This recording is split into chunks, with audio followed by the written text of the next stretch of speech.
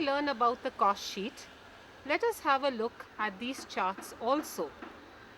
These charts are a modification of the chart you had seen in the earlier.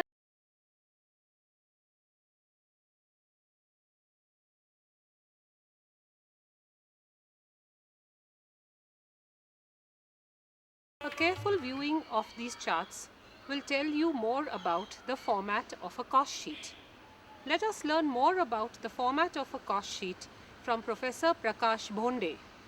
A cost sheet is tabulation of cost data in a vertical manner in an upward way, and we can see here in the cost sheet that we have on the top side the title part where we have the identity of the organization, we have the product title, we have the job title, or maybe the contract title. Whatever is the cost objective or whatever is the cost unit is always mentioned on the top side of the cost sheet. Similarly, on the same part, along with the product, we have the duration of the work. Cost sheet is always prepared for a small kind of a duration. It is not like an annual financial statement, nor like a balance sheet for the whole year. It is for a very specific purpose. It is for a very specific assigned task, which is always mentioned on the top side of the cost sheet. Now, as we go down, we can see that the cost sheet is divided into different columns. As usual, we have the particulars column and followed by inner column, outer column, and a special column provided is a per unit column, which is always placed to the extreme right side of the cost sheet. The presentation of cost sheet covers blocking the figures or blocking the items of cost in a peculiar way. On the top side, to start with, we have always prime cost, which comprises of direct materials, direct labor, and direct expenses. These are total under a title or subgroup title like prime cost or the direct cost. Further up, the factory overheads are added to the prime cost, like indirect materials in the factory, indirect labor in the factory, indirect expenses of the factory, and together with this, we accumulate the cost, and that subtitle comes as works cost or factory cost. Office overheads, or also known as administrative overheads, are added to the works cost, and that takes you to the cost of production. Now further, we go on adding the last part of the cost or the last block of the cost, and that is marketing cost or selling and distribution cost. These costs are added to the cost of production, and we come to the end of the journey, that is the bottom part of the cost sheet in the form of total cost or cost of sales. So this way, a cost sheet is divided vertically into different groups like prime cost, works cost or factory cost or cost of production, and ending with the total cost or the cost of sales. You have learnt about the format of a cost sheet. Now, let us learn more about the adjustment of stock in a cost sheet.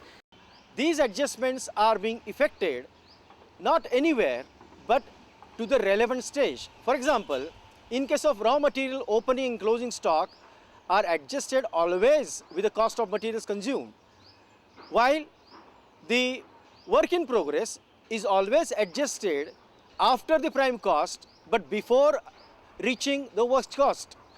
Especially it is always adjusted as we come down to the gross works cost, and in case of the finished goods, the same thing is being done, that where it is being added up to the cost of production and is deducted from the cost of production gross. After having learnt about the format of a cost sheet and the adjustment of stock in a cost sheet, let us learn more about what are the items to be excluded from a cost sheet from Mr. Brij Mohan Sharma. Friends, now we have learned how to prepare a cost sheet.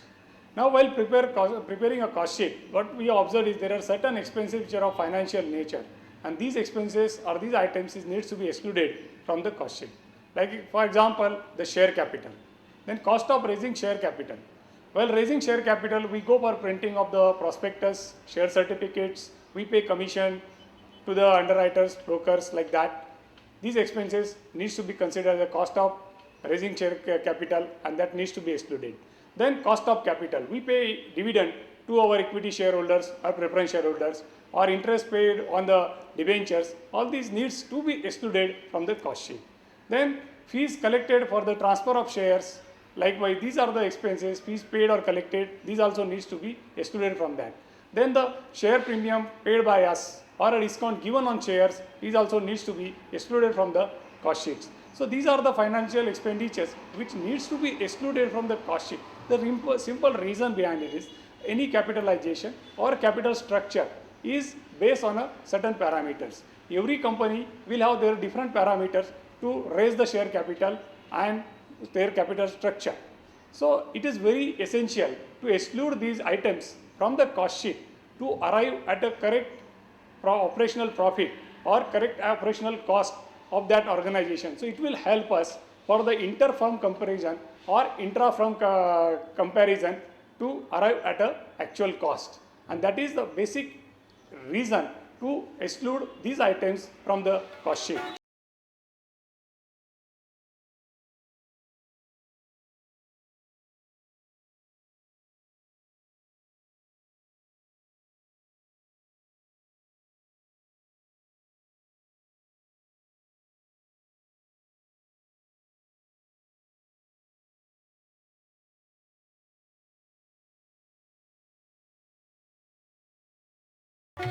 Here ends the third part, in which you have learnt about the preparation of a cost sheet.